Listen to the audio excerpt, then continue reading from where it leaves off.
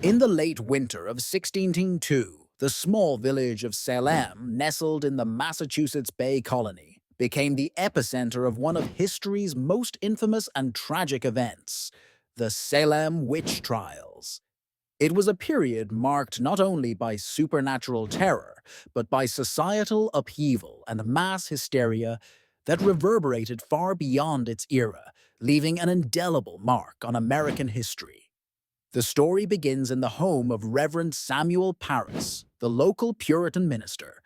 His daughter, 9-year-old Elizabeth, along with her cousin Abigail Williams, began exhibiting strange and disturbing behaviors. Fits, contortions, and cries of pain. Desperate and bewildered, the community sought explanations. It wasn't long before whispers of witchcraft began to circulate, igniting fires of the devil's influence in their midst. As winter turned to spring, the afflictions spread, and a wave of accusations ensued, fueled by superstition and religious zeal. By May, the newly established Court of Oyer and Terminer convened to handle the mounting cases, spearheaded by prominent figures such as Chief Justice William Stoughton. Over the course of the trials, more than 200 people found themselves accused of practicing witchcraft. The court's methods were notorious, relying heavily on spectral evidence, the testimony of dreams and visions, difficult to prove or disprove. Ironically, this lack of tangible evidence did little to quell the fervor of the trials. Rather, it amplified the panic and paranoia. Among those swept up in the accusations was a respected, elderly woman, Rebecca Nurse.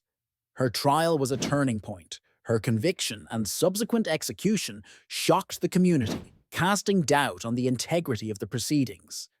The fear-fueled chaos spiraled into a frenzy, culminating in the execution of 20 people, 19 by hanging and 1 by pressing, a brutal and archaic punishment.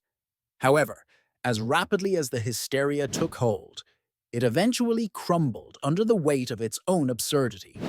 By early 1693, public sentiment shifted as skepticism about the validity of the trials grew. Governor William Phips, responding to widespread discontent and pleas for reason, dissolved the court and prohibited further arrests. Eventually, the remaining accused were pardoned, and restitution was sought for the convicted and their families. The Salem witch trials, though brief in duration, cast a long shadow on the American psyche, serving as a cautionary tale of the perils of extremism and unchecked authority. In the years that followed, Salem witnessed a gradual reckoning, a move towards understanding and reconciliation. The trials became emblematic of the dangers of mass hysteria, illustrating how fear can warp collective judgment, leading to devastating consequences. Centuries later, the trials continue to echo, a haunting reminder of the sometimes fragile line between righteousness and persecution. The town of Salem itself stands as a testament to this dark chapter, a place where history lives on in its solemn memorials and whispered stories.